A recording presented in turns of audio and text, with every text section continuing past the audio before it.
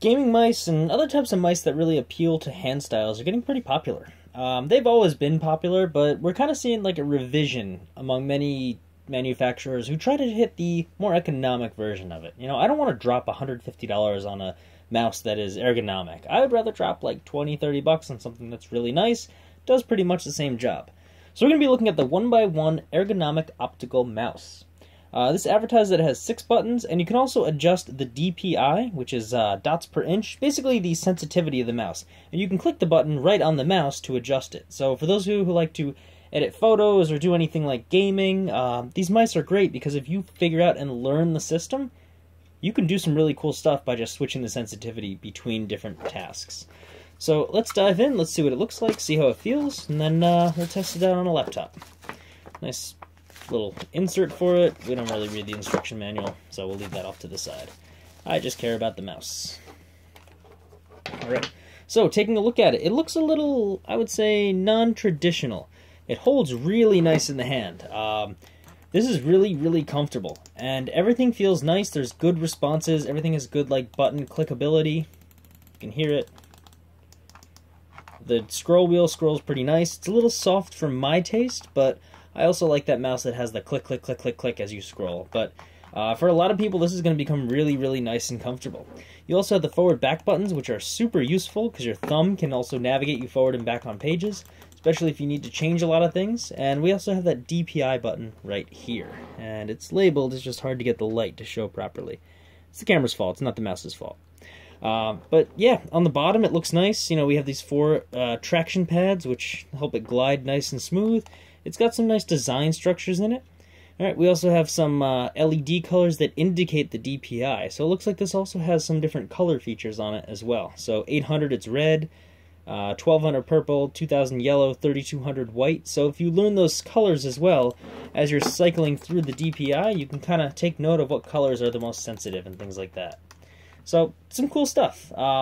I like it. The cable's nice and long. The cable's not nylon woven, but when it comes to a computer mouse, that's not super necessary. It looks really cool, and it definitely looks like a premium feature, but I'd rather shave a couple dollars off the price to, you know, make it so that I can get a mouse for much cheaper.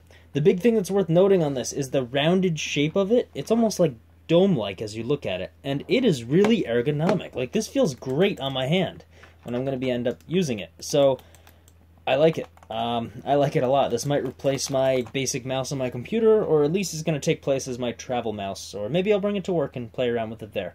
Who knows? So, I'm going to plug it in, we're going to play around to see how it looks like and things like that on a laptop, and then we'll add some closing comments.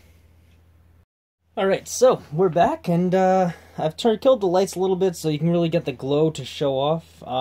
Once again, the camera's not good at picking up things in light, so if I reduce the light, you can see it a little bit better. But looking at the mouse, it's pretty cool. You know, you got the red look at the bottom, which I think always adds a cool look to it, especially when you just have that very slight fade of red. You may also notice that this is cycling through different colors. So it's going to cycle through a bunch of different colors, because I actually did read the manual on this. Let me pull that out. So here's the cycle pattern. It goes from... we're having a difficult time focusing. There we go. White, yellow, purple, red, light blue, green, blue, and then back to white. So it kind of cycles through that, just as a very passive thing as it goes through. And I like that. I like when colors slowly change. I also have a keyboard that has the lights in it, and it looks pretty sweet. It almost looks like it's breathing or a living thing. And when I click the DPI buttons, that actually changes the indication color. So like we said, red was 800, I believe. We consult the manual. I press it again, we get purple, which is 1200. Then we get yellow, and then we get white.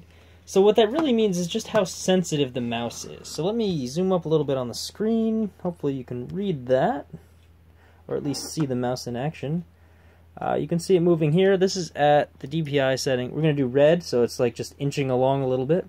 Press it again, it moves a little bit more liberally. Press it again, we get more, and press it again, and it's kind of like all over the place as I'm just inching it a tiny bit at a time. So it's cool because you can cycle through these, and those are some pretty good settings. I'll probably sit in the 2 middle ones, maybe bouncing back and forth here and there, but that mouse is pretty cool. So it gets my thumbs up of approval, and I like it. I like the ergonomics of it because I use my mouse a lot, especially when I'm grading assignments electronically and things like that, but that's just my personal use. So, that's the 1x1 ergonomic mouse. It's got some extra buttons for the back and forward, which are great, because those will come in handy. So, yeah, that's pretty much it. I'll leave a link in the description if you'd like to buy it on Amazon, and if you have any other questions, toss them in the comments. Thanks for watching.